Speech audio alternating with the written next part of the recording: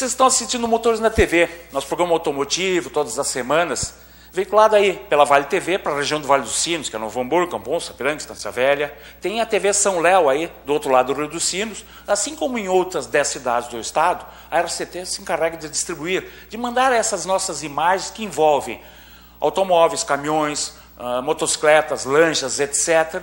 Tudo aquilo que vem com motor. Mas dessa vez nós vamos fazer uma edição um pouco especial, porque aqui na Vale TV nós recebemos pessoas ilustres do meio automotivo. Num outro programa, não o nosso, tivemos a oportunidade de conversar com Charles Marzanasco Filho. Foi assessor de Ayrton Senna desde aquela fase inicial, que ele ainda andava de Lotus, lembra? Era Lotus, aquela que quase venceu sob a chuva de Mônaco, se não fosse lá aquela maracutaia. Charles, além de trabalhar tão diretamente ligando a imagem de Senna aqui no país, ele também trabalhou com a Audi, porque foi o tricampeão de Fórmula 1 e sua família, que acabaram trazendo a marca alemã para o nosso mercado. Inclusive, com um destaque reconhecido lá fora, especialmente na Europa, em que a Audi, que era uma marca boa, mediana boa, aqui no país se equiparou às luxuosas e aristocráticas BMW e Mercedes. E tivemos por um bom tempo a Audi aqui com fabricação dos primeiros A3, um número recorde de venda que surpreendia os alemães. Charles esteve em todo esse período, né, da marca alemã Audi, inclusive participando com ideias inovadoras do lançamento num hangar num aeroporto de um primeiro modelo, ainda com Ayrton Senna, depois com o irmão Leonardo, foram os gestores da ideia de fazer um pioneiro crash test fora do laboratório no mundo inteiro. Charles esteve aqui e veio acompanhado, também tivemos a grata satisfação de receber mais uma vez o Eduardo Pissinger, que ele é o assessor de imprensa hoje da chinesa Jack, mas trabalhou com o Daimler Chrysler, com Mercedes e também com Volkswagen, uma larga experiência. Não só como jornalista, até piloto correu em algumas provas aqui no país. Além deles, estivemos junto com um André Karlfeld Schmidt, que da mecânica Chimitão, sucede, né, o famoso aqui no Vale do Sinos Chimitão, e nos traz mais informações sobre esse grande evento da reparação automotiva que vai acontecer na FENAC no mês de setembro. Com essa matéria veiculada no canal aberto aqui na Vale TV, nós resolvemos compilar, pensar os melhores momentos dessa entrevista e que eu e Rodrigo Stephan estamos aqui recepcionando esses empresários e jornalistas. E a gente gostaria de passar para vocês em Motores na TV os melhores momentos de um papo automotivo que a gente fez e tenho orgulho de ter feito. Com uma belíssima edição da Bruna Monteiro, a gente começa a apresentar o que foi esse bate-papo, esse momento automotivo com os nossos convidados.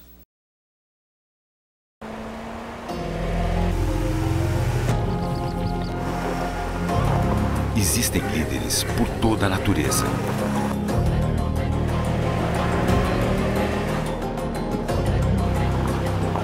Com os SUVs não é diferente.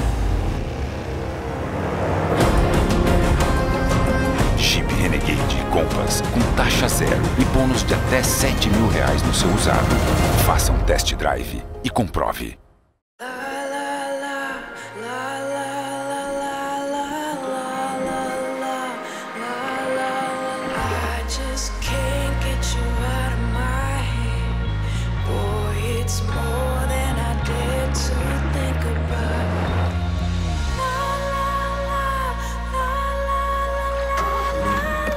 A beleza capturou você. Renault Captur. Design à primeira vista.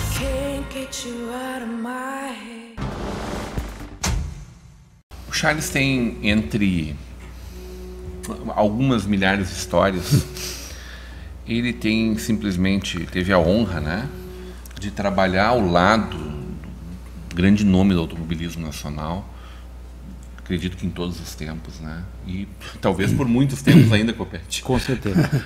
Ayrton Senna. Sim.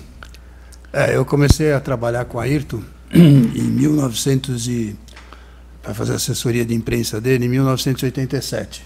Na realidade, eu fazia assessoria de imprensa para RJ Reynolds, né, que era Camel, e o Ayrton correu na Lotus de Camel. E exatamente por isso eu comecei a trabalhar com ele no GP Brasil de 87, mas fazendo serviço para Camel. E aí foi quando eu conheci o empresário dele, o Armando Botelho, e ele gostou do meu trabalho, do Roberto Ferreira na época, que era a 4 Assessoria, e aí ele contratou a gente quando a Ayrton foi para a McLaren, em julho de 87, ele contratou a gente para fazer assessoria de imprensa direta do Senna.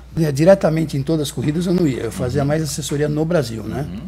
Mas em algumas corridas eu acompanhei, mas quando tinha a corrida do Brasil era direto com ele aqui, e quando um jornalista queria fazer uma entrevista, alguma coisa, tal, eu também coordenava com o escritório. A gente, desculpe te perguntar desse jeito, mas é a curiosidade, né? A gente tem a visão dele sempre muito focado, né? Parece que ele vivia aquilo ali o tempo todo. Sim. Como é que era ele fora das quadras, fora das pistas, mas sempre, claro, vocês estavam envolvidos pelo trabalho, que era o que os unia, né? Mas como é que era ele fora desses momentos assim mais intensos? Continuava muito focado? Deixa eu até complementar, porque fica para quem tem, obviamente, mais de 50 anos, então viveu um pouco antes da Fórmula 1. O Ayrton é um divisor de águas em termos de pilotos de Fórmula 1, porque aí eu já não peguei, mas houve um tempo em que você tinha o piloto de Fórmula 1 como também um bom vivant, um as do automobilismo, era um esportista excepcional, mas o profissionalismo de um piloto, olha, da categoria mais importante, vamos dizer, de uma FIA, a Fórmula 1 começou a ter pilotos de extremo profissionalismo a partir dele, desde o cuidado atlético, desde o cuidado, quando eu falo assim, de relacionamento. Antes você tinha heróis, você tinha mitos, tinha galãs, você tinha astros. Pessoas que parecem que construíram quase sozinhas, quase... Isso aí você está falando exatamente o que foi o filme Grand Prix, né? Da época da Fórmula 1, bem, vamos dizer assim, bem mais... romântica, né? Mas o Ayrton, de fato, ele se especializou assim, o que ele falou, ele realmente era muito focado, né? Talvez era aquele, eu não vou falar isso com certeza, mas aparentemente era aquele piloto que chegava antes no autódromo e saía por último, né? E ficava sempre com a equipe, observando tudo e tal. Mas isso ele já era desde a época do kart. Eu mesmo, antes de trabalhar com ele, na época ele tinha 14 anos no kart, ele já era muito dedicado. Muitos não sabem, mas por que o Ayrton foi um excepcional piloto de chuva, né? Molhado? Porque ele ia treinar, porque normalmente qualquer piloto, quando chega na hora da chuva, o cara guarda o equipamento, procura não forçar com o equipamento. Não, ele ao contrário, quando chegava a chuva ele queria treinar. Ele ia treinar de kart, então ele conseguiu elaborar uma condição para andar na chuva que ninguém conseguiu até hoje, né? Hoje você vê Fórmula 1, você vê tudo, um piloto uma hora ou outra se destaca numa corrida de chuva, outra hora ele na chuva não tinha para ninguém. É um exemplo sensacional, né? Porque ele não sabia andar na chuva, ele treinou, virou um tremendo especialista. Mas essa questão, se você me permite, essa questão do foco do Ayrton, eu trabalhava na revista Quatro Rodas em fevereiro de 94 e combinei, na época, com o Charles. O Ayrton estava trazendo a marca Audi para o Brasil. Eu faria a primeira reportagem a respeito da chegada do primeiro carro da Audi. Nos encontramos em Interlagos com o Ayrton e fomos andar dentro da pista. Eu andei junto. E tem uma história que mostra muito essa questão da obstinação dele, que é a seguinte. Logo que a gente entrou no carro, ele comentou que era a primeira vez que ele andava com um carro de rua dentro da pista. Ele só tinha andado lá de Fórmula 1. Depois que nós conversamos, que ele descreveu todo o carro, ele virou-se para mim, estávamos aí só eu e ele dentro do carro, e ele falou: eu posso andar um pouco mais rápido? Eu falei: com você, faz o que você quiser. E na freada, no final da reta dos boxes, ele foi frear onde ele freava um Fórmula 1, na placa de 50 metros. E o carro não parou. Não venceu. E ele saiu da pista. Uau. E foi para a caixa de brita. Ele olhou, eu era um jornalista da Quatro Rodas avaliando o primeiro carro da Audi no Brasil. Ele virou-se para mim, falou assim: você percebeu que foi um erro meu, né? Eu falei: percebi, claro. Ele falou: eu freiei muito dentro. Eu falei: não, é verdade. Ele falou: me dá só um minuto. E aí ele se transfigurou. A cara dele virou outra. Ele terminou de fazer aquela volta de um jeito completamente concentrado, ensandecido. Chegou na mesma freada 2 minutos depois, freou 20 metros antes, e aí o cara trouxe o carro derrapando nas 4 rodas, contra-esterçando. Linda a manobra dele. Ele falou: agora a gente pode voltar a conversar. Que coisa louca, que história linda. Eu falei: você é sempre assim?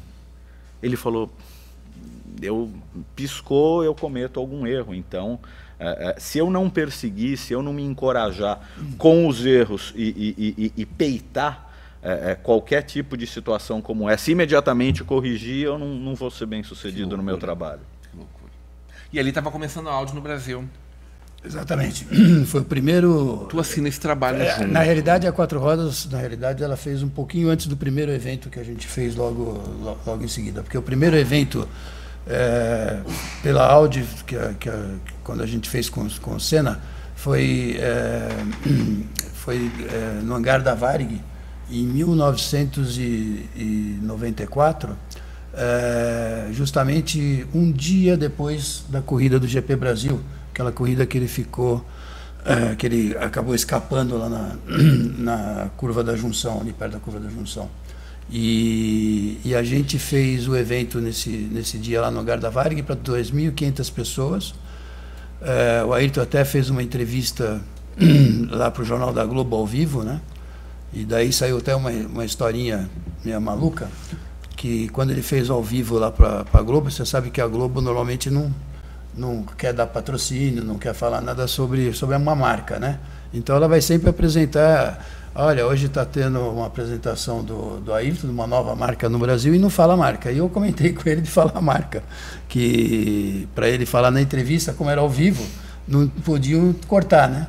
E aí acabou que ele fez a entrevista, eu ouvi e não saiu a marca. Ele não falou nada, aí eu falei com ele, falei: mas só perguntaram de Fórmula 1, da corrida, não sei o que e tal. Aí no dia seguinte a Globo não ia pro evento, e aí eu tive até uma ideia muito diferente na época, porque eu falei com o pessoal da Globo, tanto o jornalismo quanto a parte de esportes, né? E até o cara da chefia de reportagem do esportes da Globo falou comigo: pô, a gente já deu ele 3 minutos ontem no Jornal da Globo ao vivo, você ainda quer que ele vá hoje para Interlagos e faça sua matéria, né, de esportes? Não dá, né? E aí eu liguei, era o Zé Maria de Aquino, que era o chefe de reportagem na época da Globo.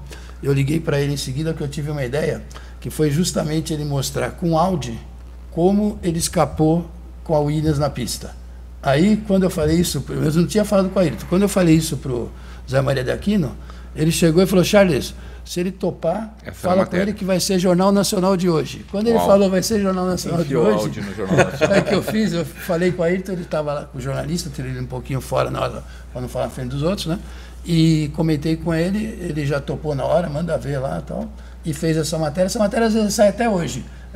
Com os carros e aí mostrou o volante, mostrou... É isso que o Eduardo estava falando antes fora do ar, né? Que ele tem muita história boa para contar. O feeling parte dessa construção, não é exagero, mas o Charles é o Ayrton da assessoria de imprensa. O Leonardo Senna tinha comentado comigo que ele, um ano antes, em 94, a gente teve várias atrações no salão, inclusive uma delas era o Avus, que que era um carro futurista, e o Leonardo, quando mostrou o carro para mim na parede, a foto, eu olhei e vi que era um carro assim, que parecia aquele carro que tinha vindo no disco voador, estava naquela foto, ele era todo de alumínio, né? E eu comentei com ele de a gente apresentar aquele carro no Vale do Angabaú 4 dias antes do salão. E ele, até na hora, ele chegou para mim e falou assim, acho que você não entendeu nada mesmo, né? Pô, a gente concorre com Mercedes e BMW e você vai querer levar um carro desse no Vale do Angabaú. Lá não está o nosso público, né? Então vamos levar no shopping Iguatemi e tal, que era o shopping da época, né?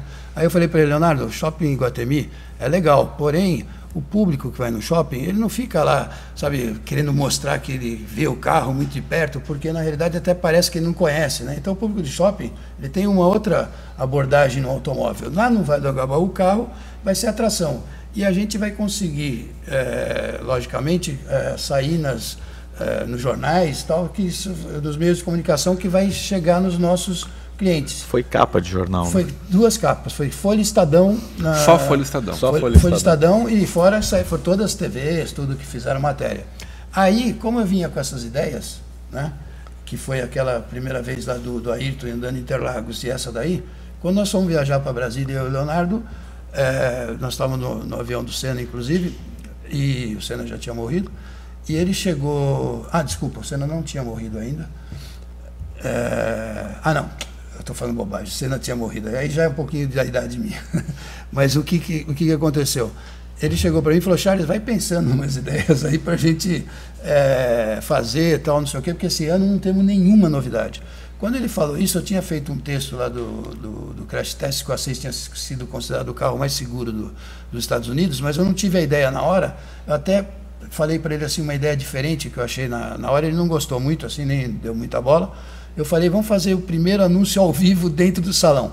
Foi a minha ideia, né? E ele não achou legal, tal. Quando nós estávamos voltando de Brasília, eu dei a ideia para ele, eu tive a ideia e falei, você vai gostar. Vamos fazer o primeiro crash test ao vivo dentro do salão. Foi a minha ideia, né? Aí ele adorou a ideia, falou com os alemães, e os alemães, aí ele decidiu fazer no Sambódromo, porque era o local perfeito, e a ideia nossa era justamente, como nós não tínhamos nenhuma atração para o evento, era botar o carro batido no evento. E foi um sucesso assim. Aí me permita explicar um pouco para as pessoas que estão assistindo, porque em seguida o carro foi, vamos dizer, digamos, teleguiado, bateu contra uma chapa de aço escorada num container cheio de areia, tudo bem.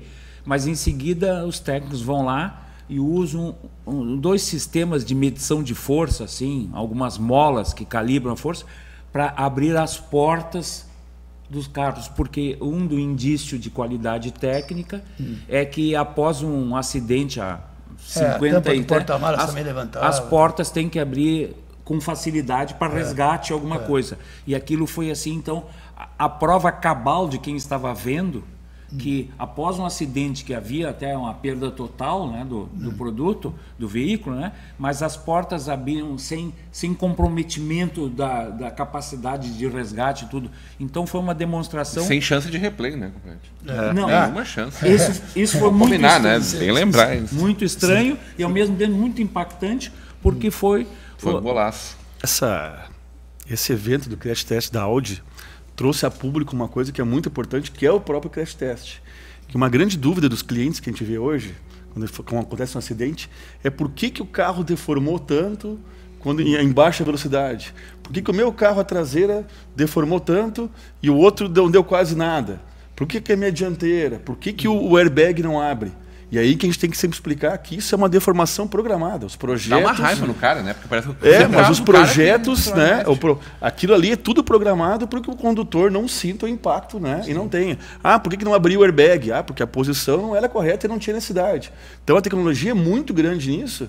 E o cliente às vezes fica chateado que o dano foi maior que esperava, mas na realidade está salvando, está se protegendo. Né? Então hoje assim, até ontem o Copete viu assim, hoje tem muita perda total, porque o carro a deformação realmente às vezes é grande, mas para poder proteger o motorista. Agora o que tu não vê mais hoje muito, graças a Deus, é grandes mortes, grandes violência. Tem que ser um troço muito estúpido realmente para tu ver não vê alguma coisa. E aí entra a tecnologia, que eu vejo os carros com grande tecnologia, a chance é muito menor de ter um problema assim. O Copete lembrava do acidente do Felipe com o Brown, por exemplo. Sim, sim. Carro pequeno, né? Sim. Que se fosse um carro de 30 anos atrás... Não, de 30 não. 10 anos atrás. De 10 anos atrás. Há uma pesquisa... Teria morrido. É uma pesquisa que eu deveria... eu deverei resgatar. Eu ali, mas eu não conseguia transformá-la ainda em vídeo, que obviamente o meu programa é vídeo, né? Mas os carros das décadas passadas, as de 80, causam assim, tipo 16%, 17% a mais de fatalidades na mesma situação do que uma década te dá 10% a mais de chances. Eu acho que é até maior esse número, e muita gente tem aquela ideia de que os carros antigos... Eu estou falando de 10 anos atrás, não o pessoal acha que os carros antigos, né, eram mais fortes, mas pelo contrário, já foi feito crash test para fazer comparação, e é absurdo. Aquele carro lá, tu vai ter um impacto, vai sentir tudo no motorista, né? Se você está estranhando hoje até o cenário, nós estamos recuperando, melhor dizendo, uma entrevista que fizemos, Rodrigo Steffni e eu, com assessores de imprensa, seja da chinesa Jack, né? Seja aquele que foi da Audi até o início do ano, mas Charles Mazalasco, ele sempre foi o companheiro de Ayrton Senna na caminhada enquanto o tricampeão estava no Brasil, porque tinha ideias revolucionárias e muitas inovadoras para a indústria automotiva, porque a família Senna comandou, né, a chegada da Audi no Brasil. Nós trouxemos os dois, juntamente com o André Kaufmann-Schmidt, da Schmidtão aqui, da Mecânica Schmidtão, que está falando, né, sobre esse grande evento da reparação automotiva na FENAC em setembro. E a gente mostrou os melhores momentos nessa primeira parte. Agora vamos resgatar o segundo turno, né, da entrevista que fizemos aqui na Vale TV. Eu tenho certeza que vale você acompanhar a história da indústria automotiva brasileira. Como é que está Jack Motors, Eduardo? Jack Motors viveu ao longo... Eu vi um ali na frente. Na frente da Vale TV tem um Jack. Vai ser o Copete vai testar ele. Exato. A Jack Motors viveu alguns momentos muito distintos no mercado brasileiro nesses últimos anos. Nós estreamos a marca em 2011, já no primeiro mês de comercialização, após a inauguração de 50 concessionárias no mesmo dia. Primeiro mês, nós vendemos 3 mil carros. Só para efeito de comparação, a Toyota precisou de 11 anos para vender 3 mil carros num único mês. Nós vendemos no primeiro. 6 meses depois da nossa estreia, houve aquela alta de alíquota de importação, onde todas as marcas importadas foram vítimas. Puxado pela indústria nacional, evidentemente, né? Exato. Obviamente. Foi realmente Mas precisa ser dito o seguinte, fazer o lobby é legítimo. Quem faz a avaliação se aquele lobby deve se legitimar ou não é o governo. E aquele governo, naquele momento, tinha os ouvidos bem abertos a esse tipo de protecionismo. Não dá nem para dizer a indústria local, porque vamos considerar que quando se protege uma indústria local, faz até um certo sentido. No Brasil não existe montadora nacional. Todas elas, sem exceção, são multinacionais instaladas no Brasil. Então o lobby que foi feito por essas multinacionais com fábrica no Brasil foi suficiente para se fechar a porta aos carros importados, algo que depois de alguns anos foi até condenado pela Organização Mundial de Comércio, mas enfim, isso foi suficiente para mudar totalmente a história da Jack no Brasil. Ela fechou um bom número de concessionários em função da queda nas vendas e, em paralelo, houve, não só na China, mas aqui no Brasil, um fenômeno de suvização, quer dizer, todo o mercado vem apontando cada vez mais para o segmento de utilitários esportivos, os SUVs. Nós estamos finalizando a mudança de toda a nossa linha de produtos. Hoje, basicamente, a gente caminha para ter uma linha de 3 ou 4 ou 5 SUVs até o final desse ano, que também é bem diferente daquela Jack que estreou em 2011, que vendia carros de passeio em 2013 e 2014. Então, para finalizar, a quantidade de mudanças, primeiro em razão da crise e depois pela própria revitalização da linha de produtos, faz com que a gente praticamente pode dizer que está relançando a marca aqui no Brasil, numa condição de volume de vendas, de número de concessionários muito mais modesto, mas com um crescimento que eu calculo que daqui em diante será muito mais consistente, muito mais sustentável. Vocês não acreditam a curto prazo ou a médio prazo na tomadinha, né? Nem a médio. Não? Diz um cidadão que talvez você conheça, que é Carlos Gomes. Ele olhou para mim num salão e perguntou assim: para que vocês querem carro elétrico? Vocês têm álcool? Tipo, que bobagem você pensar nisso. É uma pessoa que pensa em 30 anos. Que bobagem, vocês têm álcool. Ele me disse isso tem um vídeo, há 10 anos atrás. Tem um vídeo rolando agora bastante de um carro elétrico, um Tesla de Santa Catarina, que é do dono da WEG. Então eles montaram, a WEG é o maior fabricante, importador nacional de energia solar. Eu até antes me atrasei um pouco, que eu acabei de fechar o nosso projeto solar da Chimitão também, que é uma tendência, o Brasil tem essa tendência. Então o cara, ele dono da WEG, fez um investimento em estação, tudo, está fazendo uma mídia tremenda porque interessa para ele vender a linha solar. Mas nós não temos hoje estrutura de estrada, não temos nada. Como é que o governo vai fazer um investimento nessa parte, né? E uma coisa difícil, né? Uma coisa que precisa ser dita também é todo o investimento tecnológico que a indústria automobilística mundial fez na redução de emissão de poluentes dos motores tradicionais. Então, eu não vou nem falar de Jaque para não parecer que eu estou defendendo a marca que eu trabalho. Vamos falar de Audi, que o Charles trabalhava há pouco tempo. Um modelo médio da Audi hoje, ele tem um índice de emissão de poluentes que é 10 vezes menor a uma Honda CG 125 fabricada 10 anos atrás. A Honda. Um automóvel de luxo, grande, caro, potente, que se faz supostamente a ideia de que é gastão em termos de combustível, é agressor do meio ambiente, bobagem, não é. Ele emite 10% do que uma Honda 125 emitia 10 anos atrás. Então, a tecnologia em termos de contenção de emissão de poluentes, ela foi muito desenvolvida, e isso quer dizer o seguinte: o fato do Brasil não ter daqui a 5, 10 ou 20 anos o carro elétrico como uma alternativa massificada para a sociedade, não significa que a gente vai morrer aqui com ar impuro. Não vai. Não vai. A gente vai ter carros cada vez menos poluentes, e isso efetivamente não vai comprometer a nossa saúde, como a gente às vezes imagina, por olhar cano de descarga de ônibus velho, que sai aquela fumaceira preta. Os automóveis hoje não têm mais esse índice de emissão de poluentes que a gente se acostumou.